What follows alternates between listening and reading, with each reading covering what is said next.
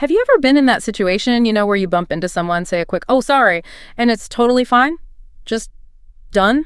Happens all the time. But then think about something deeper, like maybe a promise you broke or something really harsh you said, a betrayal even? Right. Suddenly those same words, I'm sorry, they just fall flat, don't they? They feel hollow, almost, I don't know, insulting. Yeah, they absolutely can. And sometimes a superficial apology like that can actually make things worse. It can build resentment, not fix it, especially when the hurt is significant. That feeling, that's exactly what we're diving into today. This isn't just about, good manners. Not at all. A truly sincere apology, it's a powerful tool. It's vital for our emotional health, our psychological well-being, and honestly, it's the foundation for repairing relationships. And that's really our mission here, to kind of unpack what makes an apology genuinely powerful. We want to look at the common mistakes people make that just render apologies useless. And show how real remorse, backed up by action, can heal even deep wounds and rebuild that crucial trust. It's about getting past just the words. To real reconciliation. Exactly. So why do those simple words, I'm sorry, often feel so inadequate when the hurt is real? Well, it seems it's not just the words themselves. It's often a big mismatch in what's expected and what's understood. Yeah. We fall into this pattern of the reflexive apology. A reflexive apology. Yeah, think about it. You step on someone's toe. Oh, sorry. It just pops out, right? Yeah. Almost automatic, like a social reflex. Right. No thought involved. Precisely. But for deeper hurts, that reflex is completely meaningless. It doesn't carry any weight. It's fascinating how early we learn that reflex, too. I read this story about a little kid, a preschooler, who emptied her lunchbox in the trash. Oh, wow. And when her mom confronted her, she just yelled, I said I was sorry. Like, she genuinely thought saying the words was the consequence, not just acknowledging what she did. That's such a perfect example of the disconnect. We sort of learn, maybe accidentally, that the words alone are like magic, that they can just fix things. But they can't. Not when the pain is real. I know. Because when someone is truly hurt, what they're really looking for deep down is an apology that shows you get it, that you understand how deeply your actions affected them. It's not just admitting a mistake happened. It's grasping the pain caused, the ripple effect. And the key ingredient that's often missing in those failed apologies is, well, it's empathy, isn't it? It really is. And some people might think, oh, empathy, that sounds hard. But think about this. You see someone fall down badly in the street. Yeah. What's the immediate reaction? People rush to help, right? That instant where you kind of feel what they're feeling, you see it from their perspective, that's empathy. Most of us have that capacity. So we have it, but maybe we don't always use it when we should. Exactly. The challenge isn't whether we possess empathy, but whether we can consciously deploy it when it's really needed, especially when we're the one who caused the hurt. Okay, so recognizing that need for empathy, that leads us to what a good apology actually looks like. If it's not just the words, what is it? Right. What are the components? Yeah, can we break it down? Definitely. A truly meaningful apology, think of it as doing several jobs at once. It expresses real remorse, it shows deep respect for the other person's feelings, and crucially, it starts the repair process. Okay. Our sources sort of distill this down into 8 key steps. You can almost think of them as like the 8 R's of a genuine reparative apology. The 8 R's. I like that. Okay, what's the first R? The first one is recognition. Recognizing the specific wrong. You have to clearly name what you did wrong. No vague stuff. So not just, sorry about yesterday. No, more like, yesterday on the phone, I said X, and that was hurtful. Or, in much more serious cases, I had an affair and that caused you immense pain. You have to name the action. Be specific. That makes sense. Clarity is key, which leads, I guess, to the second R, really owning it. Exactly. The second R is taking full responsibility. And this means 0 excuses. Absolutely no shifting blame. Uh-oh. Like saying, I'm sorry you felt hurt. That's a classic non-apology. Huh. It subtly puts the focus on their feeling as the problem, not your action that caused the feeling. And watch out for the word but. The I'm sorry but killer. Totally. It just cancels everything that came before it. Look, actions like cheating or yelling or breaking something, those were often choices, right?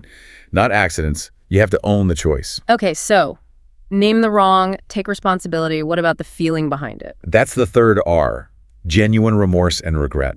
This needs to come from the heart. It's about truly sympathizing with how your actions landed on them. How do you express that? Simple, direct statements can be powerful. What I did was wrong. Or, I realize now how insensitive I was. It shows you understand the harm. And acknowledging their feelings, because sometimes people just need you to see how angry or hurt they are. That's number 4. Acknowledging their right to feel and their specific emotions. You have to validate whatever they're feeling. Sadness, anger, fury, bitterness, you name it. Even if it's really intense. Especially if it's intense. And if they need space, you have to respect that. Don't push. Allowing them that space actually builds trust and opens the door for real talk later. Right. Validating their reality. Okay, what's next after accepting their feelings? The 5th R is accepting consequences. Recognizing that your actions didn't just hurt them. Maybe they impacted others too. Family, friends. Yeah, ripples in a pond. Exactly. And the apologizer needs to accept the fallout, even if they feel the reaction is a bit unfair. You created the situation, you have to accept the consequences. Okay, so owning the past, validating feelings. What about the future? How do you show you won't do it again? That brings us straight to the 6th R. Commitment to change and stating future intentions. This is huge for accountability. So not just, I won't do it again. No, you need specifics. Describe concrete actions you'll take. In the future, I will pause before speaking when I'm angry. That's a start. But for bigger things, Like what? it might mean I am cutting off all contact with a third person, or I'm starting therapy to understand why I did this, or I've asked my friend to hold me accountable. It moves from words to an actual plan. A concrete plan. I like that. And is there anything you can do right now, in the moment, besides talking? Yes, that's the 7th R, offering recompense or making amends. It's about actively trying to put things right. Does that mean, like, buying flowers? It can, but it doesn't have to be material. It could be asking, what can I do to make this up to you? Or offering practical help, let me clean up this mess, or can I replace what I broke? It shows willingness to act. Okay, and the final R. This feels like a really crucial one. It is. The 8th R is refraining from expecting forgiveness on your timeline, or expecting it at all, really. So now, are we okay now? 5 minutes later. Definitely not. Forgiveness is a process. It can take weeks, months, maybe years. And it can only really start once they feel you truly understand the impact and have sincerely apologized. Pushing for forgiveness is just self-centered. It makes it about you again. Okay, the 8 R's. That's a fantastic framework. But let's be real, we often get this wrong, don't we? Oh, constantly. What are some of the most common traps? The sort of non-apologies that just make everything worse? Yeah, knowing the pitfalls is just as critical. Yeah. The sources we looked at highlight what you could call the 5 worst ways to apologize. I bet you'll recognize these. Lay them on me. What's number 1? First up is the too brief apology, like a mumbled sorry, maybe with an eye roll, or a quick dismissive, look, I'm sorry, okay. Yeah, that just says, leave me alone. Exactly. It communicates irritation, not remorse. The goal is ending the conversation, not actually apologizing. Okay, what's next? I think I know this one. I bet you do. It's the infamous, I'm sorry, but. That but just detonates the apology, doesn't it? It immediately pivots to an excuse or justification, or worse, starts blaming the other person. Total apology killer. Definitely. And what about the one that subtly blames the other person's reaction? Ah, yes, the blaming apology. The classic is, I'm sorry you feel that way. It makes my blood boil just hearing it. Right, because it frames their feelings as the problem, not your actions that cause those feelings. Yeah. It's a way of dodging responsibility. Okay, number 4. I've seen this one too, where the person apologizing suddenly makes it all about them. Yes, the self-effacing apology. Like, oh God, I'm sorry, I'm just such an idiot, I always mess things up. So you end up comforting them. Precisely. You fix the script, suddenly they need the comfort, and it kind of lets them off the hook. If they're just a screw-up, well, they can't help it, right? It moves all the attention. Sneaky. And the last one? The last of the worst is the overly repeated apology. Just saying sorry, sorry, sorry, sorry, over and over again. Doesn't more sorry mean more sorry? You'd think, but no. Once or twice can add emphasis, sure. But repeating it endlessly actually devalues the words. It starts to sound insincere, and it shifts the focus again from their hurt to your guilt. It becomes about easing your discomfort, not theirs. Okay, these pitfalls are clear. Let's bring this to life. You mentioned the affair example earlier.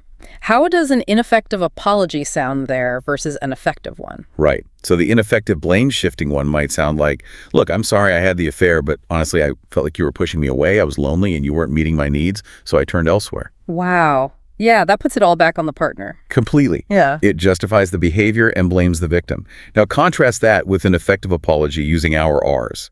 I had an affair, and I know that caused you unimaginable pain. I can only begin to grasp the depth of it, but I see I hurt you terribly. Okay, that's recognition and remorse. Exactly. Then responsibility. My main job in our marriage was to make you feel safe and cherished. I did the absolute opposite. I broke your trust. For all of that, I am profoundly sorry. And the commitment part. Crucial. Followed by, I have completely cut off contact with the other person. I've told my therapist everything. I am committed to understanding why I made this choice, and I promise to share what I learned with you if and when you're ready. I will do whatever it takes to begin rebuilding trust if you'll let me. That sounds incredibly different. Hard, but different. It is hard, Yeah. but it's honest. It takes full ownership and lays out a path forward. It's easy to talk about this theoretically, but actually doing it, putting that empathy into practice when you're the one who messed up, that's the hard part. Do you have maybe a more everyday example, something relatable? Yeah, absolutely. There's a great personal story from one of the experts whose work we reviewed. He was out in his garden one day and, distractedly pulled what he thought was a weed. Okay.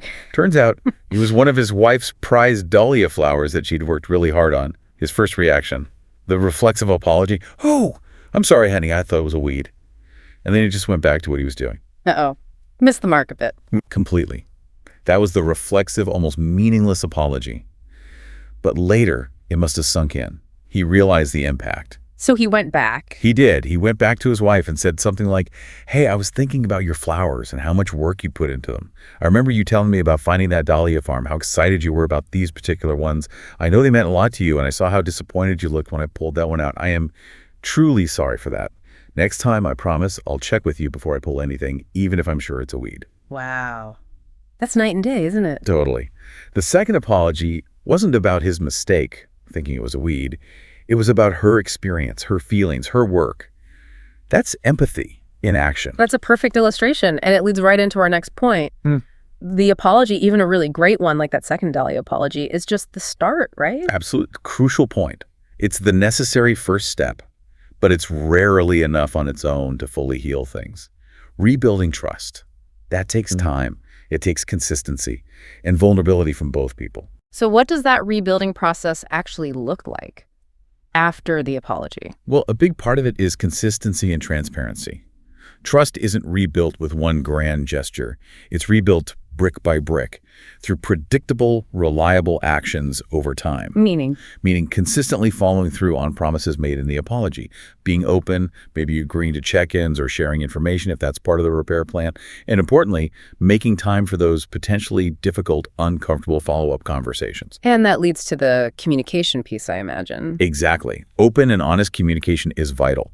Both people need to be willing to talk about what happened, what they need now, how they're feeling. The person who was hurt might need to express their pain or anger more than once. And the person who apologized needs to just listen. Again. Yes. Stay present. Listen without getting defensive. Resist the urge to shut it down because it's uncomfortable. That ongoing emotional presence is part of the healing. What about the flip side? What happens if someone just refuses to apologize or gives one of those terrible non-apologies we talked about? The cost is huge. Often way more than people realize. Refusing to apologize or giving an insincere one, it just pours salt in the original wound. How so? It sends a clear message. Your feelings don't matter to me. Or my pride, my ego is more important than fixing this relationship. It shows a fundamental lack of respect and care. And the result is Breakdown in communication, definitely. Erosion of trust, sometimes permanently. And it can absolutely lead to the end of relationships.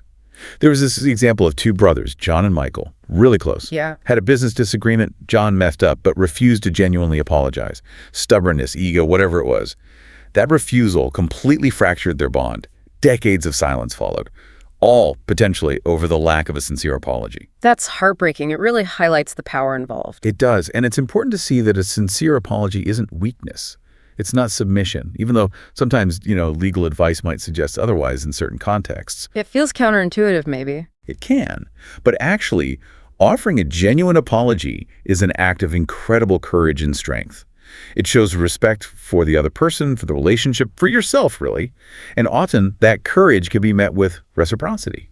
The other person might soften, might mirror that vulnerability. So it can shift the whole dynamic. Fundamentally, it changes the narrative from I'm the victim, you're the villain, to we face this difficulty and we're finding a way through it together. And that's the transformative power we're talking about. That's exactly it. A good apology is like a catalyst. It can totally change the emotional weather of a conflict.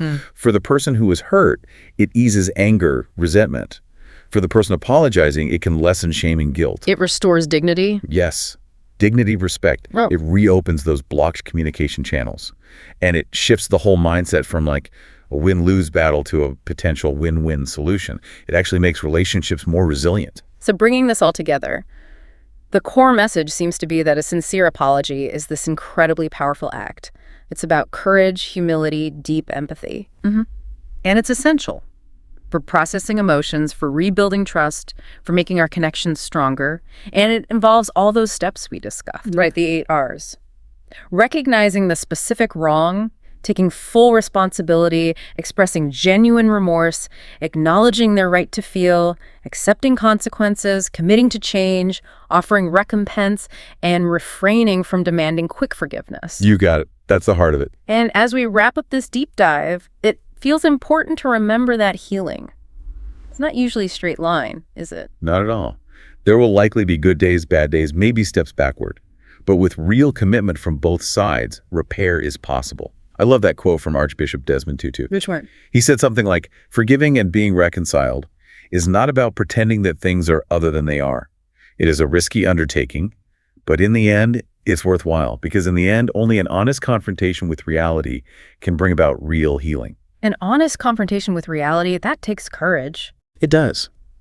So maybe the final thought for everyone listening is, what personal courage can you bring? Either to offering an apology that's needed, or maybe to truly hearing and accepting one that's offered to you. Because that act, which can feel small or just incredibly hard, it can be genuinely transformative for your relationships and for your own peace of mind.